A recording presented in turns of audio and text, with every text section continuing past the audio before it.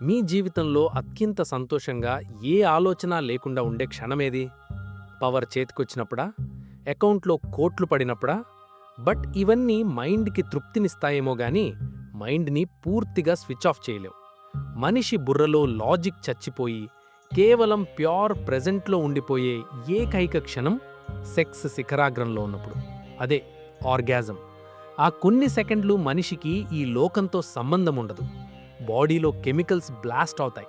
నిన్నటి గిల్ట్ ఉండదు, రేపటి భయం ఉండదు, సమాజం పెట్టిన రూల్స్ గుర్తుండవు. అంతా ఒక పరమానందం, ఒక బౌండరీ లేని ఫ్రీడంలో తేలిపోతుంటాం. బట్ కథ ఇక్కడే మొదలవుతుంది. ఆ సుఖం ముగిసిన మరుక్షణమే ఆ రూమ్ అంతా ఒక భయంకరమైన నిశ్శబ్దం ఆవహిస్తుంది. ఇందాకటిదాకా ఆకాశంలో విహరించిన మనిషి ఒక్కసారిగా రెక్కలు తెగి నేలకేసి కొట్టినట్టు పడిపోతాడు. ఒక వింతైన విచారం, ఒక లోతైన శూన్యత, ఏదో తెలియని ఒంటరితనం, ఒక రకమైన గిల్ట్ లోపల స్లోగా స్టార్ట్ అవుతాయి. ఇందాకడిదాకా దేనికోసమైతే అంతలా తపించిపోయాడో అదే శరీరం పక్కనున్నా కూడా ఆ మనిషి వైపు చూడటానికి కూడా ఏదో తెలియని అనాసక్తి కలుగుతుంది. చూడడానికి కనీస ఇంట్రెస్ట్ కూడా ఉండదు. అసలెందుకిలా జరుగుతుంది? ఆ పీక్ హ్యాపీనెస్ తర్వాత అంత పెద్ద లోయలాంటి శూన్యతలోకి మనిషి ఎందుకు పడిపోతాడు? డచ్ ఫిలాసఫర్ బరుక్ స్పినోజా ఒక మైండ్ బ్లోయింగ్ పాయింట్ చెప్పాడు. ఆయన తన పుస్తకంలో ఏమన్నాడంటే, నువ్వు ఆ శారీరక సుఖం అనుభవిస్తున్నంతసేపు నీ మనసు అందులోనే పూర్తిగా మునిగిపోతుంది. అది తప్ప వేరే లోకం లేనట్టు, అదే నీ జీవిత పరమావధి అన్నట్టు నీ మైండ్ నిన్ను నమ్మిస్తుంది. కాని ఆ సుఖం ముగిసిన మరుక్షణమే ఒక తీవ్రమైన విచారం నిన్ను ఆవహిస్తుంది. అది నీ మనసును పూర్తిగా గందరగోళానికి గురిచేస్తుంది, మొద్దుబార్చేస్తుంది. స్పినోజా చెప్పిన ఈ గ్రేటెస్ట్ సాడ్నెస్ వెనక ఒక భయంకరమైన సైకాలజీ ఏంటంటే, సెక్స్కి ముందు నీ బాడీని నడిపించేది కామం లేదా ఒక తీవ్రమైన కోరిక. ఆ కోరిక నీ కళ్లకు గంతలు కడుతుంది. ఇది దొరికితే నీ లైఫ్ సెట్ అయిపోతుంది, నీ లోపల ఉన్న ఒంటరితనం పోతుంది, నువ్వు వేరే మనిషితో ఒకటైపోతావు అని నీ బుర్ర నిన్ను దారుణంగా మోసం చేస్తుంది. తీరా ఆ సుఖం తీరిపోయాక ఆ ఇల్యూజన్ అనే స్క్రీన్ ఒక్కసారిగా చిరిగిపోతుందన్నమాట. స్క్రీన్ చిరగ్గానే నీకు ఏం కనిపిస్తుందో తెలుసా? రియాలిటీ. నువ్వు ఎంతగా ఇంకొకరి శరీరంలో లీనమైపోయినా, ఎంత తీవ్రంగా ఆ క్షణాన్ని అనుభవించినా, ఆ సుఖం ముగిశాక మళ్ళీ నువ్వు ఒంటరివాడివే అనే పచ్చి నిజం నీ ముఖం మీద కొడుతుంది.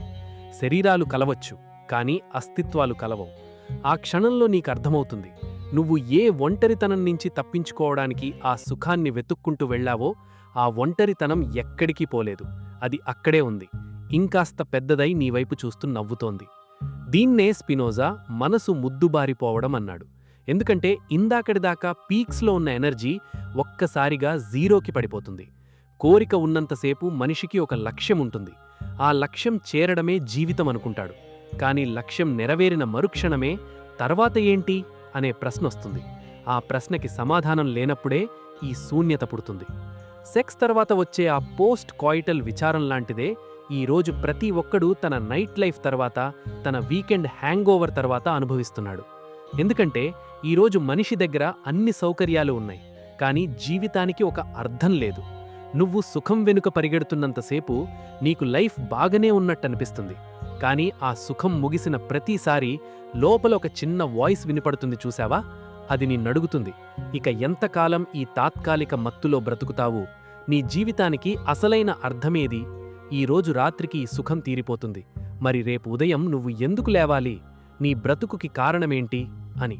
ఈ ప్రశ్నకి సమాధానం చెప్పలేకే, ఆ శూన్యతను భరించలేకే మనిషి మళ్లీ ఇంకో తాత్కాలిక సుఖం వైపు పరిగెడుతున్నాడు. ఒక సెక్స్ అయిపోగానే ఇంకో పార్ట్నర్ కోసం, ఒక రీల్ అయిపోగానే ఇంకో రీల్ కోసం, ఒక పెగ్ అయిపోగానే ఇంకో పెగ్ కోసం, ఇలా ఒక లూప్లో ఇరుక్కుపోయాడు. నిజానికి ఈ సుఖం తర్వాత వచ్చే ఆ విచారాన్ని తట్టుకోవడానికి మనుషులు రకరకాల డిస్ట్రాక్షన్స్ వెతుక్కుంటారు.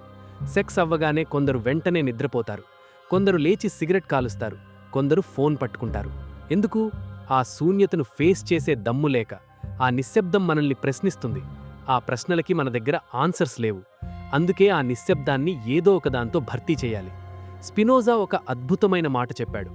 మనిషి ఎప్పుడైతే తన ఎమోషన్స్కి, తన శారీరక సుఖాలకి బానిసవుతాడో వాడు తన ఫ్రీడమ్ని కోల్పోతాడు. నువ్వు ఒక సుఖాన్ని అనుభవిస్తున్నప్పుడు నువ్వు ఫ్రీగా ఉన్నావు అని అనుకుంటావు, కానీ నిజానికి ఆ సుఖం నిన్ను నడిపిస్తోంది. కాసేపు ఆ సుఖం అనే మత్తుమందు ఇచ్చి అది అయిపోగానే నిన్ను మరింత దారుణమైన నరకంలోకి నెట్టేస్తోంది. ఈరోజు మన చుట్టూ ఉన్న ప్రపంచం సరిగ్గా ఇదే చేస్తోంది. నీకు నిరంతరం సుఖాల్ని అలవాటు చేస్తోంది. నొప్పి తెలియకుండా సెడేషన్ ఇస్తోంది. పెయిన్లెస్ లైఫ్ అంటేనే హ్యాపీ లైఫ్ అని నిన్ను నమ్మిస్తోంది.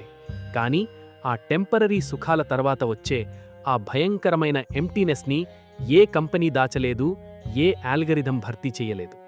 సపోజ్ నువ్వొక లగ్జరీ కార్ కొన్నావు. ఆ కిక్ కొన్నాళ్లుంటుంది. తర్వాత కార్ నార్మల్ అయిపోతుంది. శూన్యత మిగులుతుంది. నువ్వు అనుకున్న జాబ్ సాధించావు. ఆ సంతోషం కొన్ని రోజులుంటుంది. తర్వాత మళ్ళీ అదే రొటీన్ లైఫ్, అదే శూన్యత. నువ్వు అనుకున్న వ్యక్తితో సెక్స్ చేశావు. ఆ ప్లెజర్ కొన్ని నిమిషాలుంటుంది. తర్వాత మళ్ళీ అదే విచారం. అంటే సుఖం అనేది ఎప్పుడూ ఒక పర్మనెంట్ సొల్యూషన్ కాదు. అది కేవలం ఒక టెంపరరీ బ్రేక్ మాత్రమే.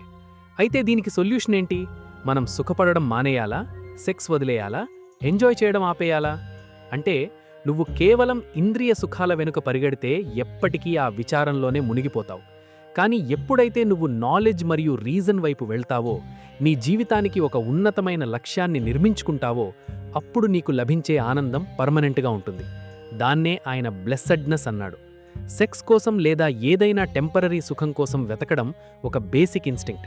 అది జంతువుల్లోనూ ఉంటుంది. కానీ ఆ సుఖం ముగిసాక వచ్చే ఆ శూన్యతను చూసి భయపడి దాన్ని తట్టుకోలేక మళ్ళీ ఇంకో సుఖం వైపు పరిగెడితేవాడు బలహీనుడు.